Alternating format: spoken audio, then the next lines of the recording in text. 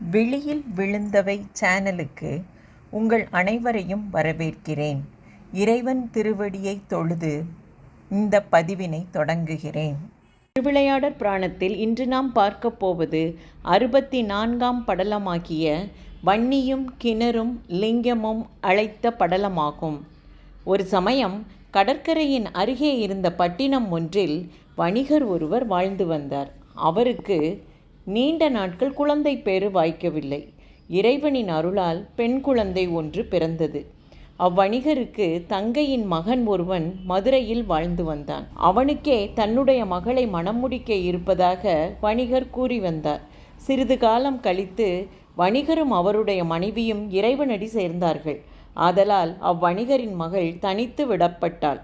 வணிகர் மறைந்த செய்தியானது வணிகரின் மருமகனுக்கு தெரிவிக்கப்பட்டது. அவனும் மாமனின் ஊரினை அடைந்தான். சில நாட்கள் கழித்து மாமன் மகளையும் மாமனின் பொருட்களையும் எடுத்துக்கொண்டு என்னுடைய மாமன் மகளை உறவினர்கள் முன்னிலையில் மதுரையில் மணந்து கொள்வேன் என்று கூறி அழைத்து சென்றான். திருப்புறம்பியத்தை அடைந்தபோது திருக்கோயிலின் அருகில் இருந்த வன்னி மரத்தடியில் உணவு சமைத்து உண்டு உறங்கும் போது கொடிய நஞ்சுள்ள பாம்பு ஒன்று அவனை தீண்டியது. அவன் இறந்து போனான். தாய் தந்தையரை இழந்து அனாதையாகி நின்றபோது ஆதரவளித்தவன் மாண்டதைக் கண்ட இளம்பெண் கதறினாள். இளம்பெண்ணின் கதறலை கேட்டு அங்கு தங்கியிருந்த திருஞான சம்பந்தர் அவளிடம் அழுவதற்கான காரணத்தை கேட்டார். அப்பெண்ணும் தனக்கு நடந்தவைகளை கூறினாள். திருஞான சம்பந்தர் அப்பெண்ணின் மீது இரக்கம் கொண்டு இறைவனார் மீது பதிகங்கள் பாடி மனமுருக வழிபட்டார். இறைவனாரும் அப்பெண்ணின் துன்பத்தை போக்க அவ்வணிகனை உயிர்ப்பித்தார். அவ்வணிகனிடம் திருஞான சம்பந்தர் இப்பெண்ணை இங்கேயே திருமணம் செய்து கொள்ளுமாறு கூறினார். எம் உறவினர்களும் சாட்சிகளும் இல்லாது எவ்வாறு இவளை மணம் முடிப்பேன் என்று கேட்டான்.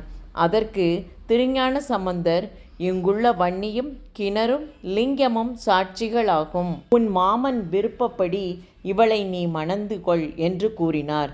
அதற்கு உடன்பட்ட வணிகன் வன்னி, கிணறு, லிங்கம் ஆகியவற்றை சாட்சியாக கொண்டு அவளை மணம் முடித்து மதுரைக்கு அழைத்து சென்றான். அவ்வணிகனுக்கு ஏற்கனவே திருமணமாகியிருந்தது. வணிகன் தன் 2 மனைவியருடன் வாழ்ந்து வந்தான். ஒரு சமயம் வணிகருக்கு 2 மனைவிகளின் மூலம் பிறந்த பிள்ளைகளுக்கு இடையே சண்டை வந்தது. அந்த சண்டை 2 பெண்களுக்கு இடையே வாக்குவாதத்தில் முடிந்தது. அப்போது மூத்தவள் இளையவளிடம், நீ என்னுடைய கணவனை அநியாயமாக திருமணம் செய்து விட்டாய். யாரை சாட்சியாக கொண்டு திருமணம் செய்தாய் என்று கேட்டாள். அதற்கு இளையவள், எங்களுடைய திருமணத்திற்கு வன்னி, கிணறு, லிங்கம் ஆகியவை சாட்சியாக இருந்தன என்று கூறினாள். உன்னுடைய சாட்சிகளை மதுரைக்கு அழைத்து வந்தால்தான் உன்னுடைய திருமணத்தை முறையானதாக கூற முடியும் என்று கூறினாள். இதனை கேட்டதும் இளையவள் தன்னுடைய திருமணத்தின் சாட்சிகளை எவ்வாறு மதுரைக்கு அழைத்து வர இயலும் என்று எண்ணினாள். பின்னர் தனக்கு ஏற்பட்ட துயரத்தை போக்குமாறு வேண்டி சொக்கநாதரை மனமுருக வழிபட்டாள்.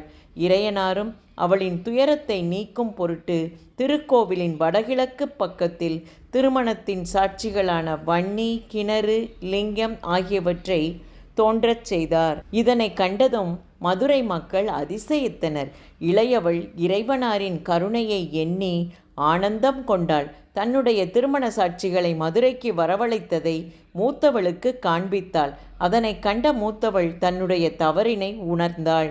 விவரம் அறிந்து அவ்விடத்திற்கு வந்த வணிகன் மூத்தவளிடம் கோபம் காட்டி அவளை விரட்டினான். இளையவள் அவனை சமாதானம் செய்து இருவரும் ஒற்றுமையுடன் வாழ உறுதி கொள்வதாக கூறினாள். பின்னர் அனைவரும் இனிது வாழ்ந்திருந்தனர். திருச்சிற்றம்பலம். விழியில் விழுந்தவை இந்த சேனலை சப்ஸ்கிரைப் பண்ணாதவங்க சப்ஸ்கிரைப் பண்ணுங்கள். பக்கத்தில் உள்ள பெல் ஐக்கானை ப்ரெஸ் பண்ணுங்கள். அப்போ தான் நான் போடுற வீடியோஸ் உங்கள் நோட்டிஃபிகேஷனுக்குள்ளே வரும். லைக் பண்ணுங்கள், ஷேர் பண்ணுங்கள், கமெண்ட் பண்ணுங்கள். தேங்க்யூ.